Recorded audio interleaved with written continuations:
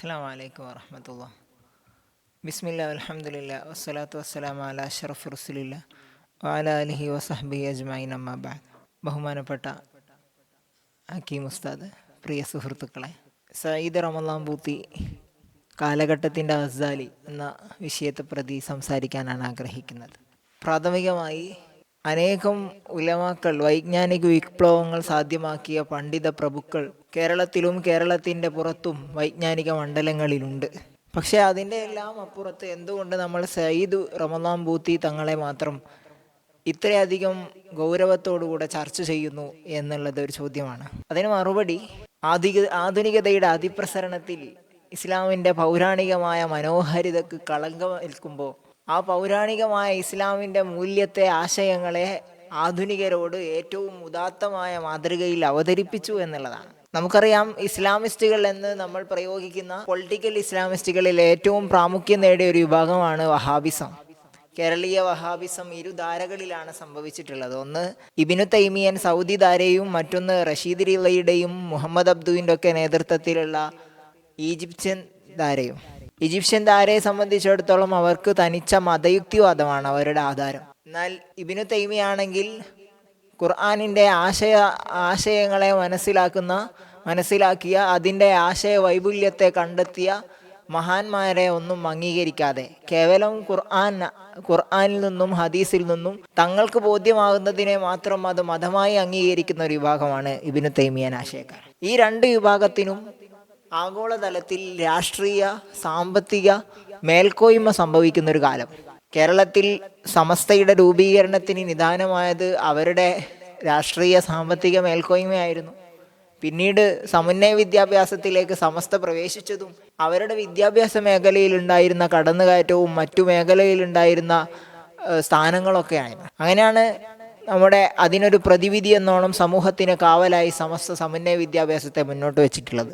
ഇങ്ങനെ വഹാബിസത്തിന് ആഗോളതലത്തിൽ ഇങ്ങനെ മേൽക്കോയ്മ ലഭിക്കുകയും യൂറോപ്യൻ നവോത്ഥാനത്തിന് ശേഷം ഈ ലിബറലിസം, വ്യക്തി സ്വാതന്ത്ര്യത്തിന് നൽകുന്ന ആശയങ്ങൾക്ക് അതിൻ്റെ രൗദ്രഭാവത്തോടുകൂടെ പ്രാധാന്യം ആഗോളതലത്തിൽ ലഭ്യമാവുകയും ചെയ്തപ്പോൾ അവിടെ കളങ്കമറ്റത് ഇസ്ലാമിൻ്റെ സൗന്ദര്യവത്തായ പാരമ്പര്യ മൂല്യങ്ങൾക്കായിരുന്നു. ഇസ്ലാം പ്രാകൃതമാണ് എന്ന ഒച്ചപ്പാടുകൾ ലോകത്താകമാനം കേട്ടുകൊണ്ടേയിരുന്നു. അവിടെ ഇസ്ലാം പ്രാകൃതമല്ല, അത് സാർവലൗകികമാണ് എന്ന് മനോഹരമായി ആധുനിക മനുഷ്യരോട് അവതരിപ്പിച്ചു കൊടുക്കാൻ സയ്യിദ് റമളാൻ പൂത്തിക്ക് സാധിച്ചു എന്നുള്ളത് കൊണ്ടാണ് നമ്മളിപ്പോഴും ഇത്രയും അതിപ്രധാനത്തോടുകൂടെ അവരെ ചർച്ച ചെയ്തുകൊണ്ടിരിക്കുന്നത്.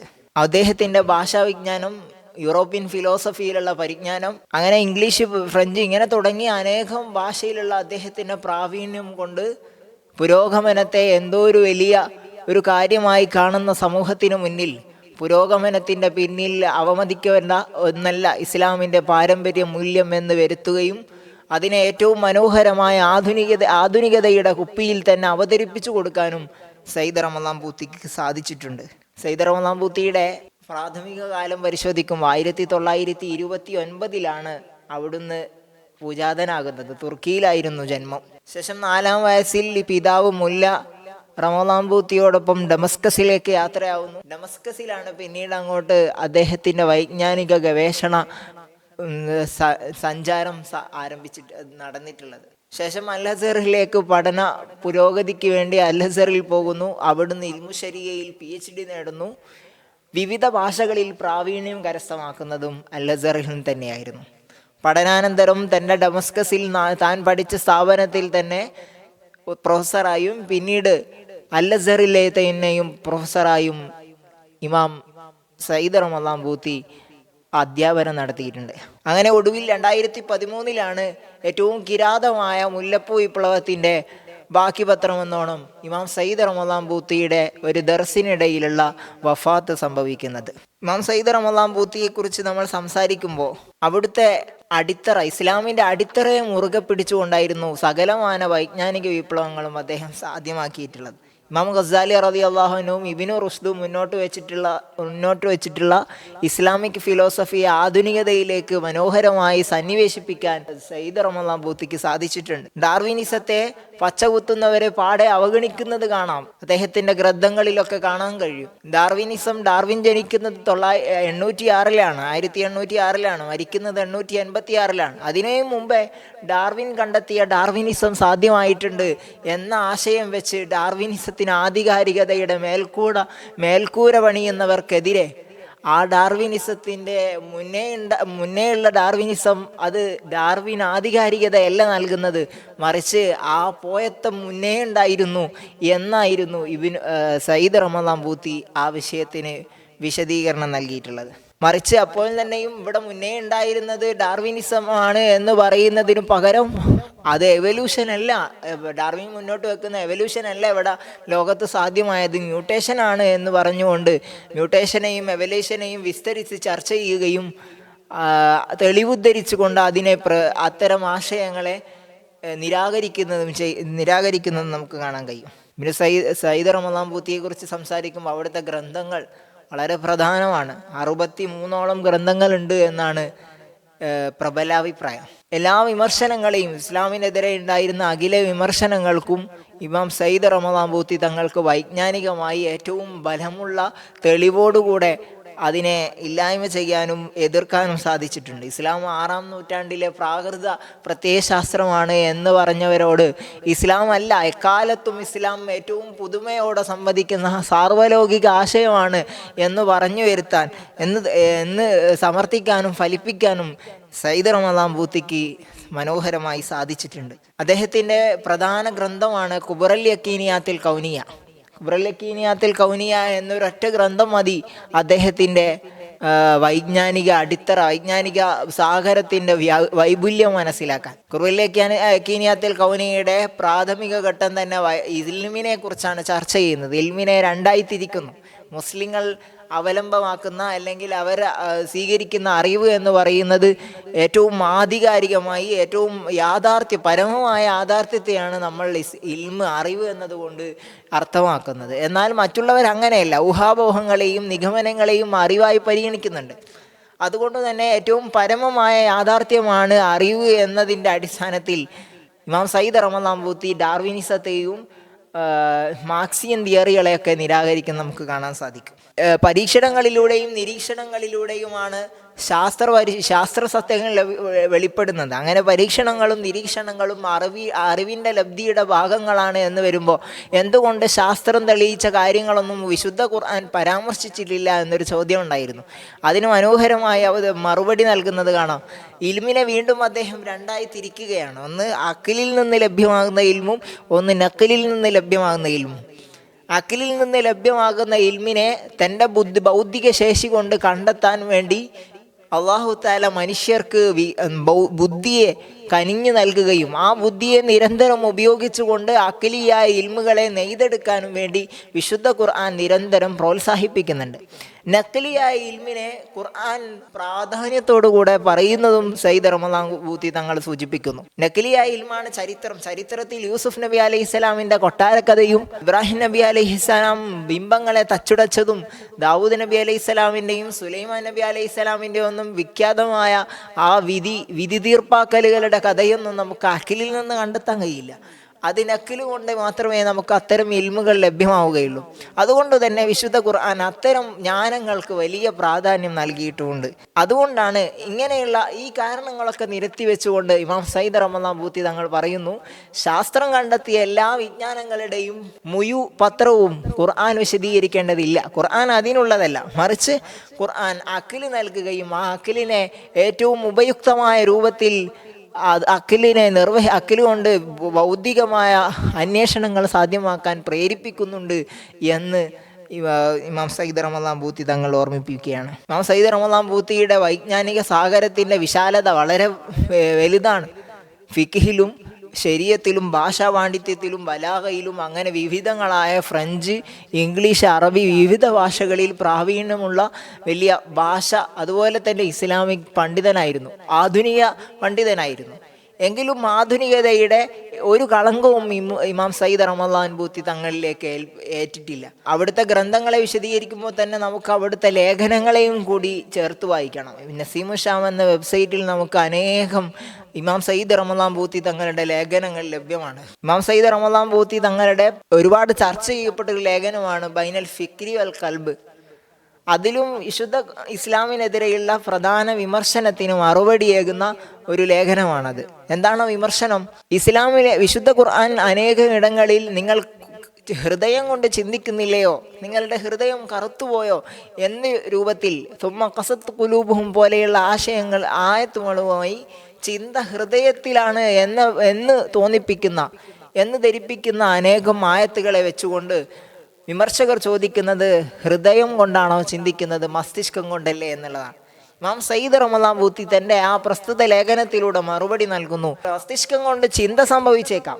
നമുക്ക് ബലാഗയിലും മുഖ്തസറിലൊക്കെ പഠിക്കുന്ന ഖയാലിയും ഫിക്രിയുമായ കുറേ കാര്യങ്ങൾ അതൊക്കെയും മസ്തിഷ്കം കൊണ്ട് സാധ്യമാകുന്നതാണ്. പക്ഷേ അത് തൻ്റെ മനുഷ്യൻ്റെ പ്രകൃതത്തിലേക്ക് വരുന്നത്, ശീലമാക്കി വരുന്നത് അതിന് ഹൃദയത്തിൻ്റെ ധമനികളിലൂടെ കടന്നു പോകുമ്പോഴാണ് എന്ന് സയ്യിദ് റമദാൻ ബൂത്തി തങ്ങൾ പറയുന്നു. അതിനുദാഹരണമായി ഏറ്റവും മനസ്സിലാകുന്ന രൂപത്തിൽ ഉദാഹരണം ചേർത്ത് വെക്കുകയാണ്. ഒരു അമേരിക്കയിൽ ഒരു പ്രസിഡന്റ് മദ്യനിരോധനം ഏർപ്പെടുത്തുകയാണെങ്കിൽ, പെടുന്നനെ ഒരു മദ്യനിരോധനം ഏർപ്പെടുത്തുകയാണെങ്കിൽ അവിടെയുള്ള മദ്യത്തിൻ്റെ ലഹരിയിൽ ഉന്മാദിതരായ മനുഷ്യർ നാട്ടിൽ വലയാൻ തുടങ്ങും. അവർക്ക് പ്രയാസങ്ങൾ അനുഭവപ്പെടും, കുറ്റകൃത്യങ്ങൾ വർദ്ധിക്കും. അവിടെ പെടുന്നനെ ആ മദ്യനിരോധനത്തെ ഇല്ലായ്മ ചെയ്യാനും മദ്യത്തെ നിയമാനുകൂലമാക്കി മാറ്റാനും ആവശ്യമായി വരും ഭരണാധികാരികൾക്ക്. പക്ഷേ മറുഭാഗത്ത് വിശുദ്ധ ഇസ്ലാമിൽ മുത്തുനബി സല്ലല്ലാഹു അലൈഹി വസല്ലം മദീനയിൽ മദ്യനിരോധനം സാധ്യമാക്കിയിട്ടുണ്ട്. അതെന്തുകൊണ്ടാണ് വളരെ മനോഹരമായി വിജയിച്ചിട്ടുള്ളത്? അത് മസ്തിഷ്കം കൊണ്ടായിരുന്നില്ല ആ മദ്യനിരോധനത്തെ സമൂഹം ഏറ്റെടുത്തിട്ടുള്ളത്. സ്നേഹാർദ്ദമായ മുത്തുനബി സല്ലല്ലാഹു അലൈഹി വസല്ലമയുടെ ഇടപെടലുകളുടെ ഫലമായി ഹൃദയപൂർവ്വം ഏറ്റെടുത്തതായിരുന്നു. അതുകൊണ്ടാണ് സമീഅന വഅതാന വന്തഹൈന എന്ന് പറഞ്ഞുകൊണ്ട് മദീനയിലെ അസ്ഹാബൊക്കെയും അവർ അനേകം കാലങ്ങളായി തുറന്നു വരുന്ന മദ്യവീപ്പുകളെ എല്ലാം പൊട്ടിച്ച് മദീനയിൽ മദ്യലഹരിയുടെ നദികൾ ഒഴുക്കിയിട്ടുള്ളത്. ഈ ഒരു ഉദാഹരണം വെച്ചുകൊണ്ട് സയ്യിദ് റമദാൻ ബൂത്തി തങ്ങൾ പറയുന്നു, ചിന്ത മസ്തിഷ്കത്തിലാണെങ്കിലും അത് ഹൃദയധമനികളിലൂടെ പ്രവേശിക്കുമ്പോഴാണ് അത് പ്രാബല്യത്തിലേക്ക് കടന്നു വരുന്നത്. അലാ വഹിയൽ ഖൽബ് എന്ന് പറയുന്ന ഇദാ സലഹത് സലഹൽ ജസദു കുല്ലു വഇദാ ഫസദത് ഫസദൽ ജസദു കുല്ലു അലാ വഹിയൽ ഖൽബ് എന്ന മുത്തുനബി സല്ലല്ലാഹു അലൈഹി വസല്ലമയുടെ ഹദീസ് വെച്ചുകൊണ്ട് പറയുന്നു, തൻ്റെ പ്രകൃതത്തെ, തൻ്റെ ജീവിതത്തെ ഏറ്റവും ഉദാത്തമായ മാതൃകയിലേക്ക് തിരിച്ചുവിടാൻ പ്രാധാന്യം അർഹിക്കുന്ന അവയവം ഹൃദയമാണ്. മസ്തിഷ്കത്തിനേക്കാളും അപ്പുറത്ത് ഹൃദയത്തിൻ്റെ നിയന്ത്രണപൂർവമായിരിക്കും മനുഷ്യൻ്റെ ചലനം ഉണ്ടാവുക എന്നും സയ്യിദ് റമദാൻ ബൂത്തി തങ്ങൾ പറയുന്നു. ഇമാം സയ്യിദ് റമദാൻ ബൂത്തി തങ്ങൾ മുത്തുനബി സല്ലല്ലാഹു അലൈഹി വസല്ലമ തങ്ങളെയും അവിടുത്തെ മുഅ്ജിസത്തുകളെയും അനേകം ഗ്രന്ഥങ്ങളിലൂടെ സമർത്ഥിക്കുന്നത് നമുക്ക് കാണാൻ കഴിയും. ആദ്യമായി സമർത്ഥിക്കുന്നത് അള്ളാഹുവിനെയാണ്. അള്ളാഹുവിനെ സമർത്ഥിച്ചതിന് ശേഷം വിശുദ്ധ ഖുർആനെ സമർത്ഥിക്കുന്നു. ആ വിശുദ്ധ ഖുർആൻ ഈ ആയത്ത് കൊണ്ട് മുത്തുനബി സല്ലല്ലാഹു അലൈഹി വസല്ലമയുടെ പ്രവാചകത്വത്തെയും സമർത്ഥിക്കുകയാണ്. വിശുദ്ധ ഖുർആനിൽ ഒമാ മുഹമ്മദുൻ ഇല്ലാ റസൂലുൻ പോലെയുള്ള മുത്തുനബി സല്ലല്ലാഹു അലൈഹി വസല്ലമ തങ്ങൾ റസൂലാണ് എന്ന് തോന്നിപ്പിക്കുന്ന ഏതാനും ചില ആയത്തുകളെ മാത്രം വെച്ചുകൊണ്ട് ഇമാം സയ്യിദ് റമദാൻ ബൂത്തി തങ്ങൾ പ്രവാചകത്വത്തെ സ്ഥിരപ്പെടുത്തുന്നുണ്ട്. അപ്രകാരം തന്നെ മുത്തുനബി സല്ലല്ലാഹു അലൈഹി വസല്ലമയുടെ മുഅ്ജിസത്തുകളെയും ഖുർആനല്ലാത്ത അനേകം മുഅ്ജിസത്തുകളെ സ്ഥിരപ്പെടുത്തുന്നത് കാണാൻ കഴിയും. മുഅ്ജിസത്തുകളെ ഖുർആനിൽ മാത്രം ചുരുക്കുന്നൊരു പ്രകൃതമുണ്ട്. എന്നാൽ ഇമാം സയ്യിദ് റമദാൻ ബൂത്തി തങ്ങൾ അങ്ങനെ ആയിരുന്നില്ല. മുഅ്ജിസത്തുകളെ കാര്യം പറയുമ്പോൾ നമുക്ക് വഹാബിസത്തെ ഓർമ്മ വരും. വഹാബിസത്തിൽ മതയുക്തിവാദത്തെ പിന്തുണക്കുന്ന റഷീദിയൻ തരീക്കത്തിലുള്ള വിവാഹക്കാർ മുത്തുനബി സല്ലല്ലാഹു അലൈഹി വസല്ലമയുടെ മുഅ്ജിസത്തിലും അവിടുത്തെ ഹദീസിലും അവരുടേതായ യുക്തിക്ക് നിരക്കാത്തതെന്തും അതൊക്കെയും ലൈഫാക്കുകയും അതൊക്കെയും തള്ളുകയും ചെയ്യുന്ന ഒരു പ്രകൃതമായിരുന്നു. ഇമാം സയ്യിദ് റമദാൻ ബൂത്തി തങ്ങൾ ഇന്ന റബ്ബിഹാ നാളിറ എന്ന ആയത്തിനെ വെച്ചുകൊണ്ട് അള്ളാഹുവിൻ്റെ വജ്ഹിലേക്ക് വിശ്വാസികൾ ഇങ്ങനെ നോക്കിക്കൊണ്ടേയിരിക്കുമെന്നും, അതുപോലെ തന്നെ ഇമാം ഷാഫി റളിയല്ലാഹു അൻഹുവിനോടൊപ്പമുള്ള അവിടുത്തെ ശിഷ്യനായ റബീഉൽ മുറാദി തങ്ങളുടെ ഒരു ചരിത്രമുണ്ട്. ഒപ്പരം യാത്ര ചെയ്യുമ്പോൾ, സഞ്ചരിച്ചു കൊണ്ടിരിക്കുമ്പോൾ ഷാഫി റളിയല്ലാഹു അൻഹു ഒരു കത്ത് ലഭിക്കുകയാണ്. ഷാഫി റളിയല്ലാഹു അൻഹുവിനോട് അള്ളാഹുവിൻ്റെ ലിഖാ ഉണ്ടാകുമോ ഇല്ലയോ എന്നുള്ള സംശയം കൊണ്ടാണ് ആ കത്ത്. കത്തിന് മറുപടി നൽകുന്ന നിക്കാഹ് ഉണ്ടാവുമെന്നായിരുന്നു.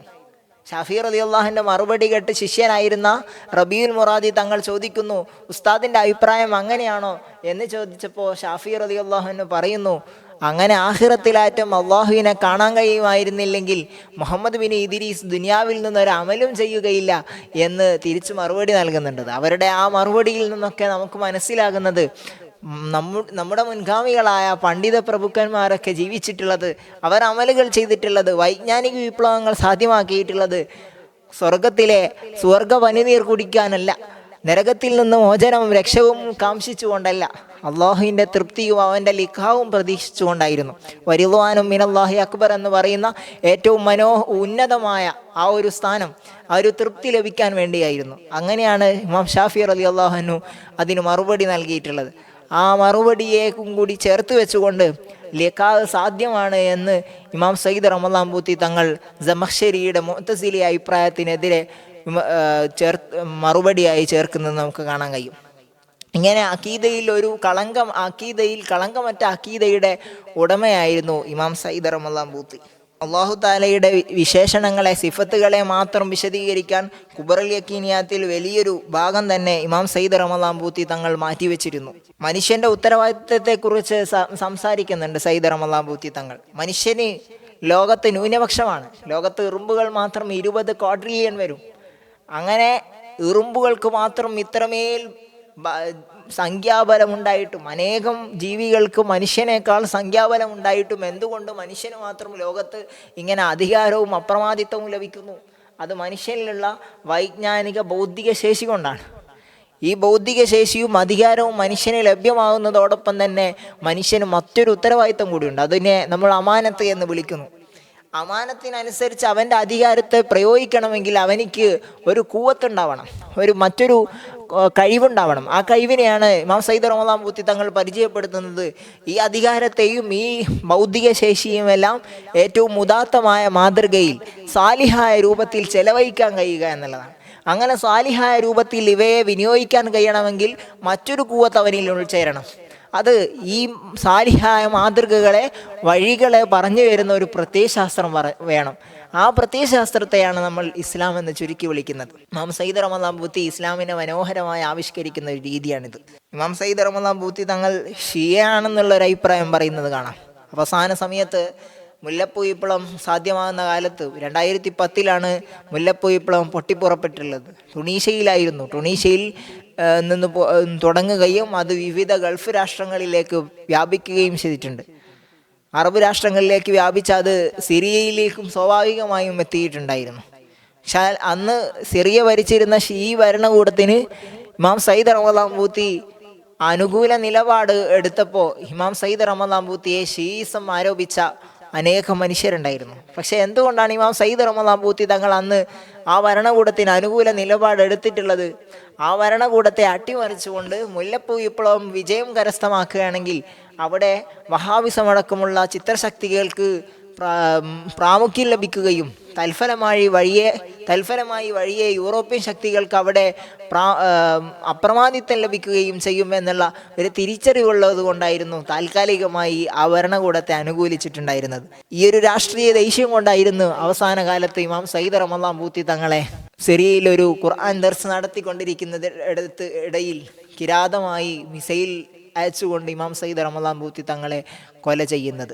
ഇമാം സയ്യിദ് റമളാൻ പൂത്തി തങ്ങളുടെ ലാളിത്യം, വിനയം അതെടുത്തു പറയേണ്ട, സവിശേഷ പരാമർശം അർഹിക്കുന്ന ഒരു ഘടകമാണ്. ഉത്തരം പറയുന്നിടത്തും ചോദ്യങ്ങൾ ചോദിക്കുന്നിടത്തും വിഷയങ്ങൾ അവതരിക്കുന്നിടത്തൊക്കെ ലളിതമായി പുഞ്ചിരിയോടുകൂടെ അള്ളാഹുവിലേക്ക് ഭയപ്പെട്ടുകൊണ്ട് അള്ളാഹുവിലേക്കുള്ള ഖുശൂവോടുകൂടെ സംസാരിക്കുന്നത് നമുക്ക് കാണാൻ കഴിയും. ഇമാം സയ്യിദ് റമളാൻ പൂത്തി തങ്ങളൊരു